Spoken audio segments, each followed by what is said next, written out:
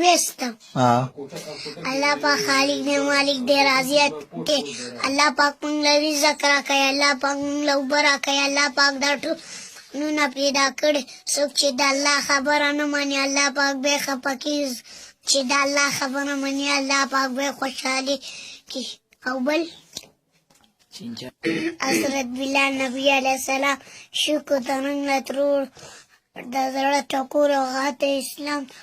ډېر تکلیفونه تېر کړل او کافرانو به په ګرمې شګې څمله او غټ کاڼ کې